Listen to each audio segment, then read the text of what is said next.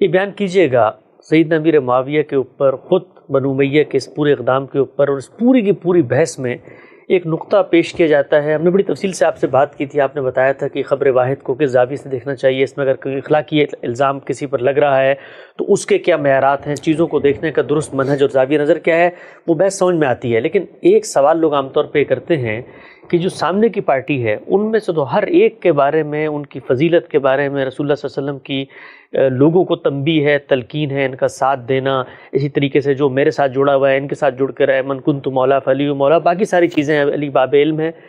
فضیلت کی کوئی ایک روایت بھی پورے ذخیرہ حدیث میں ڈھونڈ ڈھانڈ کے بھی سیدنا امیر معاویہ کے بارے میں نہیں ملتی. وہ جو دوسرا گروپ ہے ان کے بارے میں تو بہت کچھ مل جاتا ہے. تو اگر آنا ہی تھا انہوں نے، اور آپ فرماتے ہیں کہ اللہ تعالیٰ نے جس طرح سب کو اقتدار دیتا ہے ان کو بھی دیا، کوئی چھوٹا موٹا جملہ ہی مل جاتا ہے رسول اللہ صلی اللہ علیہ وسلم کا کہ بھئی یہ لوگ بھی ہوں گے اور ان کی یہ فضیلت ہے، بلکہ اس کے برخلاف خود بنو امیہ میں سے مروان ہے جن کے بارے میں بعض چیزیں بیان کر دی جاتی ہیں بالکل دوسرے زاویے سے، لیکن سیدنا امیر معاویہ کی فضیلت میں تو کوئی ایک حدیث بھی نہیں ہے. میں اس پہ تعجب کروں گا کہ ہم سیاسی معاملات پہ بحث کر رہے ہیں یا فضائل پہ بحث کر رہے ہیں. یعنی فضائل کا معاملہ بالکل الگ ہے. ایک آدمی کا زہد، ایک آدمی کی ورع، ایک آدمی کا خدا سے تعلق، رسول اللہ کا ساتھ دینا، اس کا سابقون میں ہونا، یہ وہ چیزیں ہیں کہ جن میں کوئی تقابل درپیش ہے.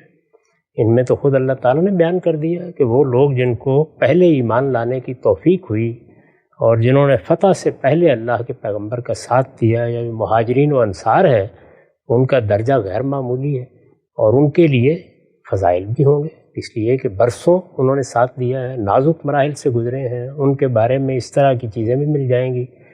وہ ان کے بارے میں دسیوں پیش کی جا سکتی ہیں، لیکن میرے خیال میں یہ بحث نہیں ہے. کیا یہاں تقابل اس کا ہو رہا ہے کہ کس کے فضائل زیادہ ہیں؟ بحث یہ ہو رہی ہے کہ کسی کو مجرم بنا دینے کے لیے جو چیزیں درکار ہوتی ہیں وہ میسر نہیں ہیں. یعنی تبدیلیاں بھی آ رہی ہیں، تغیرات بھی ہو رہے ہیں، حالات کے لحاظ سے فیصلے بھی کیے جا رہے ہیں، شخصیات میں بھی اب تقابل کرنے بیٹھ جائیں گے تو ہو سکتا ہے کہ بہت سے صحابہ جن کو لوگوں نے یہ منصب نہیں دیا، جیسے سیدنا عبداللہ بن عمر ہیں، انہیں کو دیکھ لیجیے. یعنی تقویٰ میں، ورع میں، خدا ترسی میں، عبادت میں، ریاضت میں کوئی جواب ہے ان کا. اور بہت سے لوگ ہیں، عبداللہ بن مسعود رضی اللہ عنہ ہیں. تو یہ فضائل کی بحث نہیں ہے. یہ بحث یہ ہے کہ کسی آدمی نے اگر کوئی سیاسی اقدام کیا ہے، یعنی قوم کی زعامت کے معاملے میں کوئی اقدام کیا ہے، تو وہ اقدام کیا قابل قبول دائرے میں ہے؟ کیا اس کو ہدف تنقید بنایا جا سکتا ہے؟ تنقید بنایا جا سکتا ہے تو کہاں تک تنقید کی جا سکتی ہے؟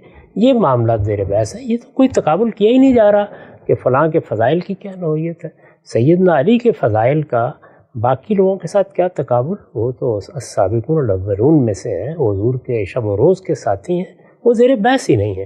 اور نہ سیاسی فیصلے فضائل کی بنیاد پر ہوتے ہیں اور نہ کرنے چاہیے. یہ مسلمانوں کی خوش قسمتی ہے کہ ان کے جو ابتدائی خلفاء ہیں وہ اپنے بہت سے دوسرے مذہبی، دینی، اخلاقی خصائص کے لحاظ سے بھی بڑے غیر معمولی لوگ ہیں. ورنہ سیاست میں تو یہ دیکھنا پڑتا ہے کہ کون آدمی نظم ریاست کو بہتر طریقے سے چلا سکتا ہے. ہاں البتہ فرائض کی پابندی ہونی چاہیے، کبائر سے اجتناب ہونا چاہیے. حرمتوں کا لحاظ اگر آدمی کرتا ہے، عدل قائم کرتا ہے، تو وہ ایک جائز حکومت ہے. اور جائز حکومت میں بھی بعض درجے وہ ہیں کہ جو مثالی ہوتے ہیں، جیسے وہ اگر امرهم شورا پر بینہم پہ قائم ہے، اس کو لوگوں نے منتخب کیا ہے، تو وہ ایک مثالی حکومت ہے. اور اگر اس میں کوئی کمپرومائز کرنا پڑا ہے، کوئی مصالحت کرنی پڑی ہے، تو اس کو بھی بتا دینا چاہیے. اسی لیے میں نے حکومت قائم ہونے کے طریقے کے بارے میں بھی یہ بار بار عرض کیا ہے کہ اصل طریقہ تو وہی ہے جس کے تحت پہلے خلفاء کی حکومتیں قائم ہوئی ہیں. یہاں وہ طریقہ اختیار نہیں کیا جا سکا، اور نہیں کیا جا سکا تو اس کے کچھ وجوہ اسباب ہیں.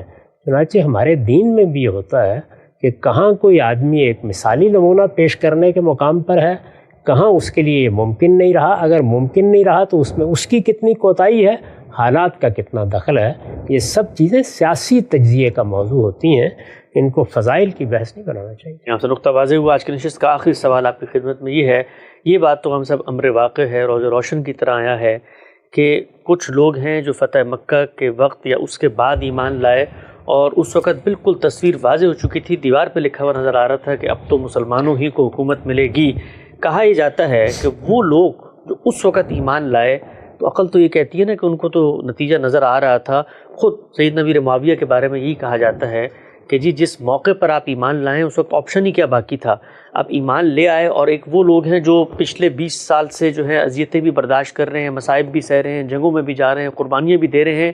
اگر سیاستی کی بحث اس کو بنا لیں تو زیادہ کنٹریبیوشن پورے کے پورے اسلام کے مشن میں تو ان لوگوں کا ہے جو آخر میں ایمان لائے.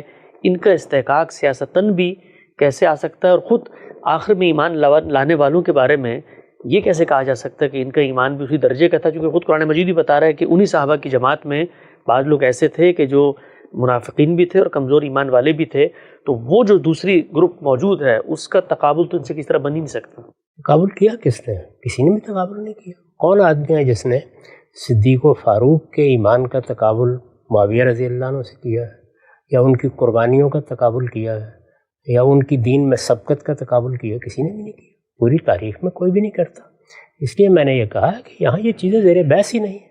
کون آدمی ہے کہ جس نے کبھی یہ دعویٰ کرنے کی جسارت کی ہے کہ سیدنا علی رضی اللہ عنہ رسالت مآب صلی اللہ علیہ وسلم کے ساتھ کس زمانے میں آئے، انہوں نے کس طرح مختلف مرکوں میں شرکت کی، کس طرح حضور کے دائیں بائیں رہے، اس کا تقابل کرنے کے لیے بیٹھ جائیں؟ یہ تو زیر بحث موضوع ہی نہیں ہے.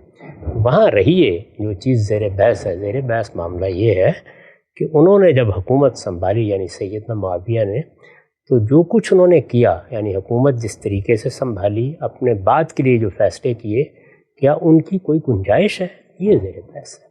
یہاں یہ تقابل ہو نہیں رہا. جو تقابل ہو نہیں رہا اس پر کوئی سوال بھی نہیں کرنا چاہیے.